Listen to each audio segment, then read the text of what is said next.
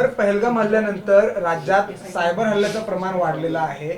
Maharashtra cyber सेनेची बातमी दिलेली आहे. अनेक सायबर हल्ले पहलगाम हल्ल्यानंतर झाले. तुम्ही कसं बघता या घटनेकडे आणि आतापर्यंत किती कारवाया त्यामध्ये झाल्या आहेत? नाही बघा, याच्यामध्ये दोन प्रकार असतात. एक तर प्रायव्हेट एंटिटीजवरती सायबरने हल्ला होणं आणि आपल्या गव्हर्नमेंट एंटिटीजवरती सायबरने हल्ला होणं.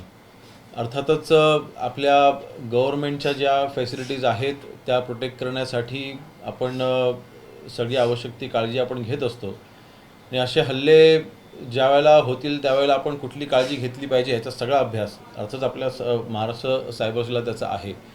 माननीय मुख्यमंत्री महोदय देवेंद्र फडणवीस साहेबांच्या नेतृत्वाखाली गृहविभाग काम करत असताना सायबरवरती अतिशय चांगलं काम मागच्या 2.5 ते 3 वर्षामध्ये झालं आहे.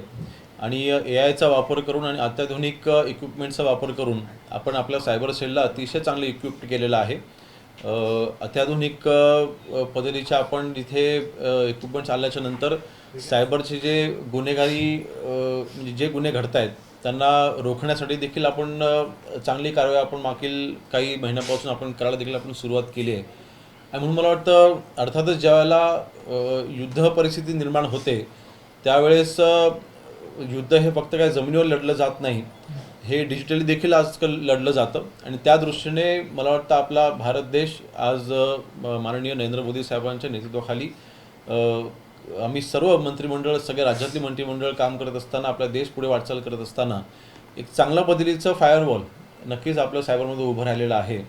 आणि प्रायव्हेट एंटिटीजचा प्रश्न आला तिकडे अर्थातच ह्या सगळ्या जेवढ्या प्रायव्हेट एंटिटीज असतात म्हणजे समजा बँका झाल्या, उदाहरणार्थ समजा SBI बँक झाली किंवा अशा ज्या प्रायव्हेट एंटिटीज आहेत, प्रायव्हेट कंपनीज आहेत, ह्या आपापल्या पद्धतीने आपला त्यांचा डेटा किंवा त्यांची सगळी माहिती किंवा सायबर हल्ला होऊ नये ह्यासाठी जे काही प्रोटेक्शन करावं लागतं ते करत असतात.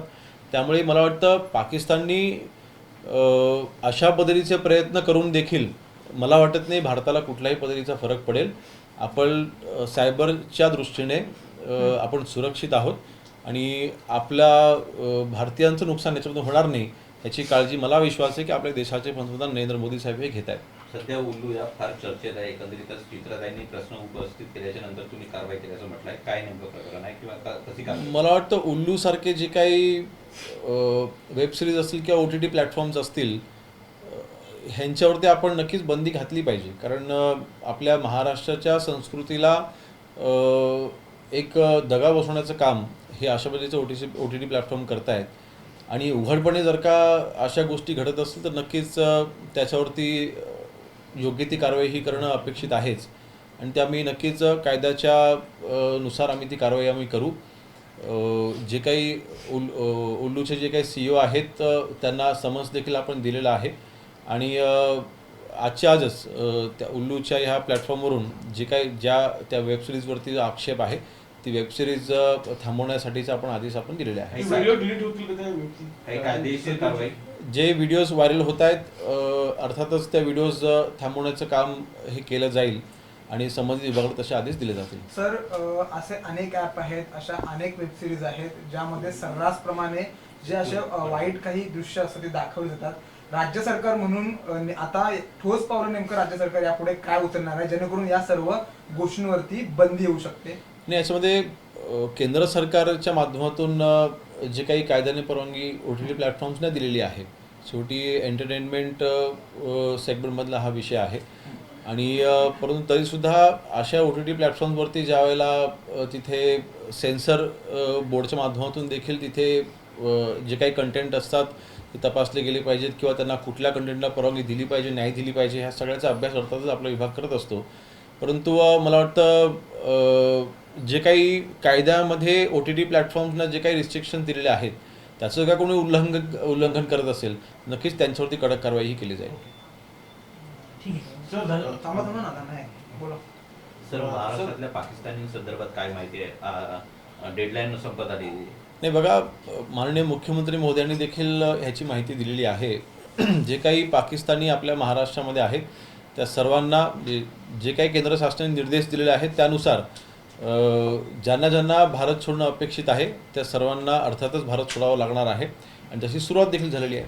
असं पण त्यामध्ये काही असे पाकिस्तानी नागरिक आहेत ज्यांचा मेडिकलचा प्रॉब्लेम आहे किंवा काही असे काही कारण समोर आले त्यांना शॉर्ट टर्म विजावरती जे मेडिकल च्या कारणास्तव जे काही शॉर्ट टर्म विजा घेऊन भारतामध्ये आलेले आहेत, त्याच्यामध्ये जे काही महाराष्ट्रामध्ये आहेत, त्यांना कुठल्याही पद्धतीचं एक्झम्पशन दिलं गेलेलं नाही, त्यांना देखील भारत सोडावा लागणारच आहे.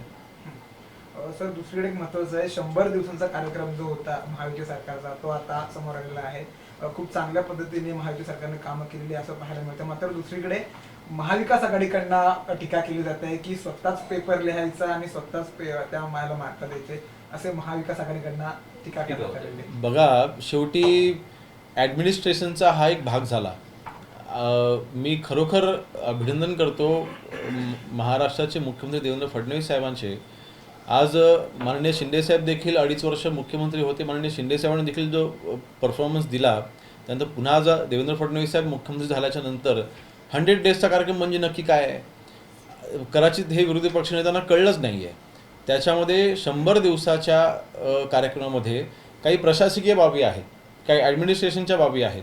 ज्या योजना महाराष्ट्रामध्ये आहेत त्या योजना राबवण्याकरता आपण 100 दिवसामध्ये काय टार्गेट आपण दिले होते, हे टार्गेट ज्या ज्या विभागाने पूर्ण केले, ॲडमिनिस्ट्रेशनचे टार्गेट ज्या ज्या विभागाने पूर्ण केले त्यांना तसे मार्क दिलेले आहेत. त्यामुळे मला वाटतं ह्या 100 दिवसाच्या कार्यक्रमामुळे सगळे IAS ऑफिसर्स, सगळे IPS ऑफिसर्स, संपूर्ण यंत्रणा ही इतकी ॲक्टिव्ह होताना आम्ही पाहिली. मला वाटतं एक आळस झटकून आमचे सगळे प्रशासकीय अधिकारी कामाला लागले होते आणि अतिशय चांगलं काम महाराष्ट्रामधले अनेक विभागांनी केलं आहे. आणि म्हणून मला वाटतं ज्या व्यक्तीचे नेते 100 दिवस मंत्रालयामध्ये यायचेच नाहीत, अशा व्यक्तींना 100 दिवसाचा कार्यक्रम कधी लक्षात येणार नाही. त्यांनी म्हटलंय की गुणांकन फसवं आहे. नाही बघा, खरं तर दानवेजींना माहिती नाही, मला कल्पना आहे की नाही, परंतु 100 दिवसाच्या कार्यक्रमाची जी गुण द्यायची जी प्रक्रिया होती, त्याच्यामध्ये मार्क कसे द्यायचे ह्याची जी काही नियमावली ठरवली होती, ही पण त्यांना माहिती नसावी. फक्त ते विरोधी पक्ष नेते आहेत म्हणून त्याच्यावर टीका करतायत. म्हणून माझं त्यांना एक सल्ला असेल की विरोधी पक्षामध्ये आहात म्हणून फक्त टीका करायची, ह्यापेक्षा त्याच्यामुळे जो चांगला परफॉर्मन्स झालेला आहे, चांगला रिझल्ट जो आला आहे, त्याचा देखील आपण अभ्यास केला तर बरं झालं असतं. सर सध्या घे टाळी दे टाळीचा विषय सुरू आहे. दोन्ही ठाकरे एकत्र येत आहेत, दोन्ही ठाकरे एकत्र येतात, दिसत आहेत चित्र, मनोमिलनाची व्हायरल होत चर्चा आहेत, दिसते. मनोमिलन होत आहे. कसं बघताय एखाद्या दोन्ही स्टेटमेंट एकमेकांकडे येत आहेत? नाही, बघू आता, शेवटी तो राजकीय निर्णय दोघाही पक्षांचा असणार आहे. त्यामध्ये मी काय बोलणं त्याच्यामध्ये योग्य नाही. परंतु मागे मी ह्या बाबतीमध्ये माननीय राजसाहेब ठाकरे यांचा स्वतः देखील फॅन आहे. लहानपणापासून मी त्यांची भाषणं ऐकत राहिलो, आजही त्यांची भाषणं मी ऐकतो आणि बघतो. तर अशा वेळेला राजसाहेबांसारखी व्यक्ती ही उद्धवजींसारख्या व्यक्तीसोबत जाऊ नये अशी माझी तरी इच्छा आहे. आता शेवटी निर्णय त्यांचा आहे. सर दुसरा एक महत्त्वाचा प्रश्न आहे, नितेश राणे आणि तुमच्यामध्ये काही वाद पाहायला मिळाला होता महायुतीमध्ये. नितेश राणे तुमच्यावर टीका केली होती, मग तुम्ही प्रत्युत्तर देखील दिलं होतं. मात्र या तुमच्या दोघांमध्ये कुठेतरी तिसरा पक्ष म्हणजे सुनील तटकरे यांनी मध्यस्थी केली होती आणि सांगण्यात आलं होतं की जे काय असेल ते शांतपणे नाही करा. मग आता असं बोललं जात आहे की सुनील तटकरे कुठेतरी कोकणामध्ये भाजप उभं करतायत, सुनील तटकरेंना मोठं करण्याचा प्रयत्न करतायत आणि सुनील तटकरेच आता पुढे भाजपचे सर्व असणार आहेत कोकणातले. सुनील तटकरे साहेब हे आमच्यापेक्षा भरपूर सिनियर आहेत. ते राष्ट्रवादी काँग्रेस पक्षाचे जे प्रमुख आहेत आणि अशा वेळेला सुनील तटकरे साहेब भाजपला सोबत घेऊन आम्हाला तिथे संपवायचा प्रयत्न करतायत किंवा ते आमच्यावरती काय तिथे काय घालायचा प्रयत्न करतायत, ह्याच्यावरती माझा अजिबात विश्वास नाही. आज महायुती म्हणून आम्ही कोकणामध्ये काम करतोय. वस्तुस्थिती आहे की माझ्या नितेशजींच्यामध्ये जो काही विषय झाला तो संपलेला आहे. आता त्यांनी जे एखादी गोष्ट बोलली त्यावरती मी माझी रिॲक्शन दिली, आता विषय संपलेला आहे. शेवटी आम्ही सहकारी आहोत, मंत्रिमंडळामध्ये आम्ही दोघेही आहोत आणि अशा वेळेला आमच्या वादामुळे कुठेही कोकणाच्या विकासावरती परिणाम होऊ नये याची एवढी मचोटी आमच्या दोघांमध्ये आहे. म्हणून आम्ही दोघे मित्र आहोत. त्यामुळे अशा वेळेला नक्कीच सुनील तटकरे साहेबांनी मध्यस्थी केली असेल तर आनंद आहे ना. कुठे त्याच्यामध्ये दुमत असायचं कारण नाही. शेवटी ते आमचे मार्गदर्शक आहेत. परंतु नितेश आणि माझ्यामधला जो वाद आहे तो मिटलेला आहे. सर वडाळा डिझेलचा जो FDAने कारवाई केली होती ती खूप मोठी कारवाई आहे. एक मोठं रॅकेट आहे, 3 ते 4 करोड रुपये पर डे एवढं मोठं रॅकेट आहे ते. कसं कितपत कारवाई आली आहे, किती अरेस्ट आहेत, कशी कारवाई? नाही, ज्या वेळेला वडाळ्याच्या ठिकाणी आपण रेड केली होती त्यावेळेस त्याची व्याप्ती ही जेव्हा माझ्या लक्षात आल्याच्या नंतर तिथल्या लोकल DCPना त्यावेळेला मी निर्देश दिलेले होते की ह्याच्यावरती कडक कारवाई झाली पाहिजे, कुठेही हलगर्जीपणा होता कामा नये. ह्याच्यामध्ये कोण कोण अधिकारी तिथे मिळालेले आहेत त्याची देखील माहिती मला हवी, सगळे निर्देश मी त्यावेळेस दिले होते आणि त्या दृष्टीने आपली कारवाई देखील चालू आहे. ह्याच्यामध्ये सध्या आपण एका व्यक्तीला आपण अटक केलेली आहे, गुन्हे देखील आपण ह्याच्यामध्ये दाखल केलेले आहेत. परंतु इतक्याच मी थांबणार नाही आहे की चोरी केल्याच्या नंतर समजा एखाद्या टँकरमधून 2000 लिटरच्या टँकरमधून 200 लिटर डिझेल काढलं गेलं तर त्या 200 लिटरचा जो बॅकलॉग भरण्यासाठी काय गोष्टींचा वापर होतोय त्यावरती देखील फॉलोअप आम्ही कारवाई करतोय. म्हणून ह्या जी काही कारवाई मी केलेली आहे त्याच्यावरती शेवटच्या व्यक्तीवरती कारवाई होईपर्यंत मी थांबणार नाही. तर शेवटचं इंडियन ऑइलची लोक सामील असं करतो, म्हणजे सरकारी ज्या हे कंपन्या आहेत त्यांची लोक सामील असं मी करतो. सखोल चौकशी करायला सांगितलेले आहे आणि कोणीही सामील असू द्यात. माननीय मुख्यमंत्री महोदयांशी देखील मी ह्या बाबतीमध्ये चर्चा केलेली आहे. त्यांना देखील मी याचं ब्रीफिंग आणि त्यांना देखील मी याची कल्पना दिलेली आहे आणि त्यामुळे त्यांनी देखील सांगितलेलं आहे की ह्याच्यामध्ये नक्कीच जे दोषी असेल त्याच्यावरती कारवाई करायला लावा आणि ह्याच्यामध्ये कुठेही याच्यामध्ये कॉम्प्रोमाइज होता कामा नये याची दक्षता घ्या. आंतरराष्ट्रीय ड्रग प्रकरण तुम्ही पुढे आणलं होतं, आता डिझेल रॅकेट. गृहराज्यमंत्री योगेश कदम पुढील भूमिकेत एकंदरीतच पुढील दिवसामध्ये वेगळ्या भूमिकेत दिसतील असं वाटतं? नाही, आत्ता जी मला भूमिका दिलेली आहे त्याला न्याय देणं माझं लक्ष याच्यावरती असतं. भविष्यामध्ये कुठलं भूमिका मला मिळेल न मिळेल हा आमच्या वरिष्ठांचा निर्णय आहे. आत्ता माझ्याकडे जी जबाबदारी आहे ती जबाबदारी काटेकोरपणे पार पाडणे त्याला मी जास्त महत्त्व देतो. पाकिस्तानचे बिलावल भुट्टो आहेत पाकिस्तानचे, त्यांनी एका वृत्तवाहिनीला माहिती त्यांना सांगितलेलं आहे की पाकिस्तानच दहशतवाद्यांना खतपाणी घालतं, पाकिस्तानच दहशतवाद्यांना पोचतं. कसं पाहता? हे जगाला माहिती आहे ना, काही नवीन नाही याच्यामध्ये. मला वाटतं पाकिस्तान हे संबंध जगाचं अतिरेक्यांचं हब आहे आणि म्हणूनच पाकिस्तान आज संपत चाललेला आहे.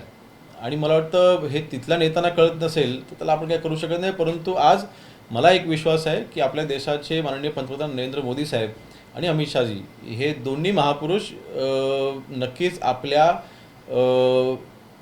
पाकिस्तानावरती जी काही कडक कारवाई करायची आहे, देशवासियांना अपेक्षा आहे ती कारवाई करतील आणि कदाचित काही वर्षाने जो POK जो आहे तो भारतामध्ये आल्याने आपल्या काय कोणाला आश्चर्य देखील वाटू नये. ABP माझा, उघडा डोळे बघा नीट.